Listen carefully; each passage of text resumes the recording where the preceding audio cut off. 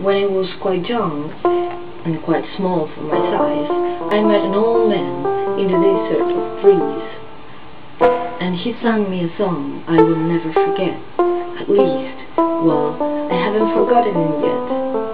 He sat in a terrible prickled place, but he sang with a sunny sweet smile on his face. When you think things are bad, when you feel sore and blue, when you start to get mad, you should do what I do. Just tell yourself, lucky, you're really quite lucky. Some people are much more, or ever so much more, or much more unlucky than you. Be glad you don't work on the bumbling Bum Bridge that they're building across Boober Bay at Bum Ridge. It's a troublesome world. All the people who are in it are troubled with troubles almost every minute. You ought to be thankful, a whole heaping lot for the places and people you're lucky you are not. Just suppose, for example, you lived in Gasside and you got caught in the traffic on, say, Highway 8. Or suppose, just for instance,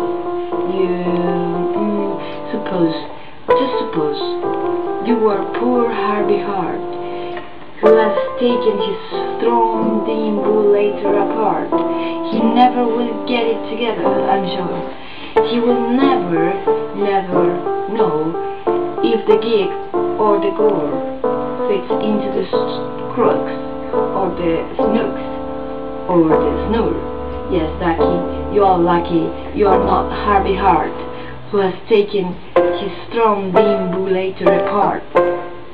Think, do you work you too hard? Think of poor Izard. He has to mow grass in his uncle's backyard, and it's quick-grown grass, and it grows as he mows it. The faster he mows it, the faster he grows it, and all that his stingy old uncle will pay for his shoving that mower around in that hay is the beefiest pay of $2 a day, and I can live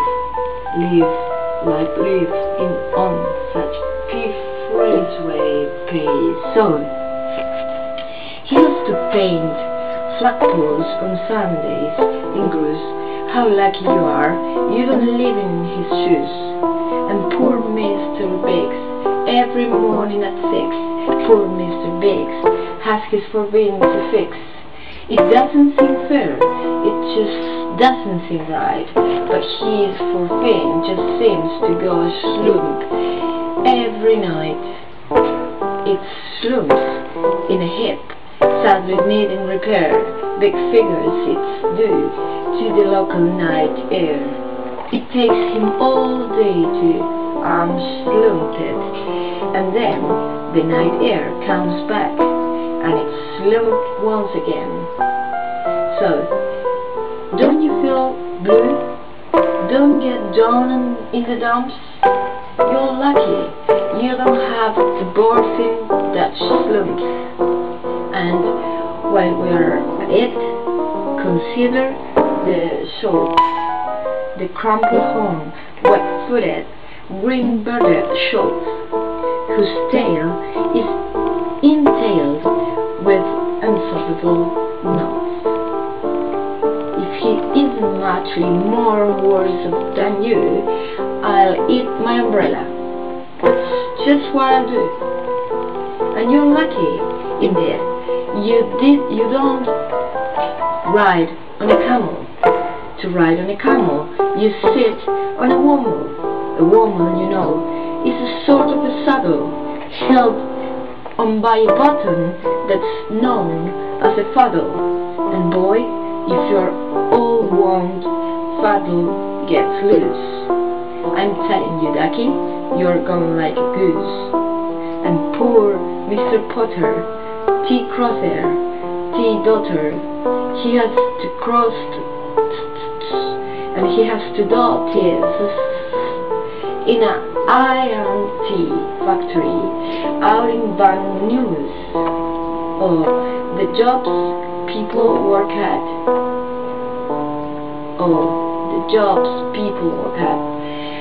out west near watch. There's a water, be water. His job is to watch, is to keep both his eyes on the lazy zombie. A bee that is watched will work harder, you see? Well, he watched, and he watched, but in spite of his watch, that bee didn't work any harder, not watch much. So then somebody said, our old bee watching man just isn't bee watching so hard as he can be. He ought to be watched by another house watcher. The thing that we need is a bee watcher. Well, the bee watcher. The bee watcher. He didn't watch well, so another watcher had to come in as a watcher. And today, all the watchers who live in Houch are watching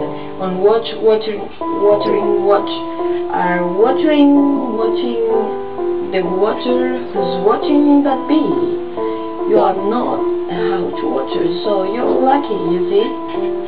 And how fortunate you are not Professor De Breeze, who has spent the past 32 years, if you please, trying to teach Irish ducks how to read Lebanese.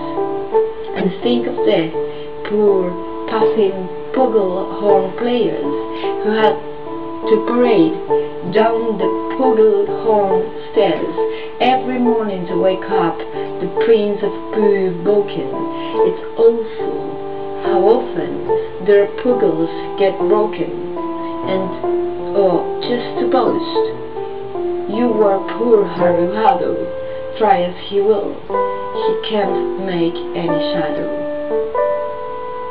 He thinks that perhaps something's wrong with his skis, and I think that, by golly, there probably is. And the brothers Bazoo, the poor brothers Bazoo, suppose your hair grew like theirs happened to do. You think you're lucky? I'm telling you, Ducky, some people are muchly, oh, ever so muchly more lucky than you. And suppose that you live in the forest in France, where the average young person just hasn't a chance to escape from the perilous pants-eating plants. But your pants are safe.